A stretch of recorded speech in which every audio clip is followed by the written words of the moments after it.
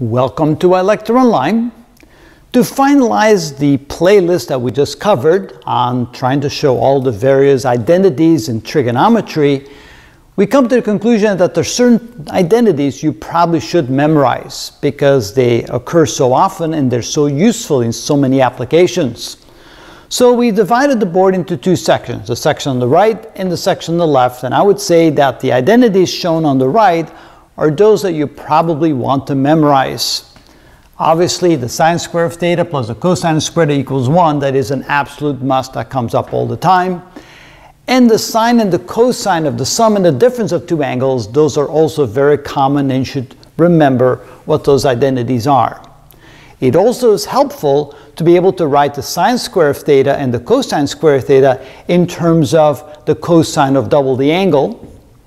And it also is good if you can memorize the sine of twice the angle, or the cosine of twice the angle can be written like this. Again, very handy to know those identities.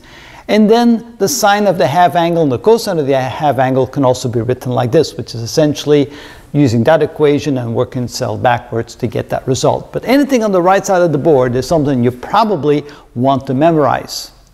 Now, depending upon how much time you have and how much you like to memorize, you may also want to attack these 8 on the left. Essentially, we have the product of the sine and the sine A, sine B, cosine A, cosine B, sine A, cosine B, cosine A, sine B, and notice that these are the equivalent identities. Now, they don't come up as often, and they probably are not as needed. So if you want to make a choice and you only have so much time, definitely memorize the ones on the right. You may want to skip the ones on the left and then go look them up, although it is useful to know them.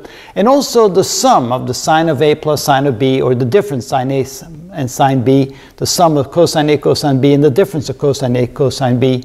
You can see that again, it is useful to have these at your command, but if you only have limited amount of time and you're struggling trying to memorize that many different identities, I would definitely concentrate on the ones on the right, and maybe when you have more time, try to tackle the ones on the left. But again, this is by far a good summary of what we've covered. We've covered other things as well, but these are the main items that I would recommend that you probably would try to commit to memory, especially the ones on the right, not so much the ones on the left. So try it and see if you can try to memorize those. I do recognize that if you don't stay with it for very long and you've gone a half year, a year without seeing trigonometry and all of a sudden an identity pops up, you may not remember, and that's normal. You may simply want to go back and then re-review, re-memorize what you have forgotten.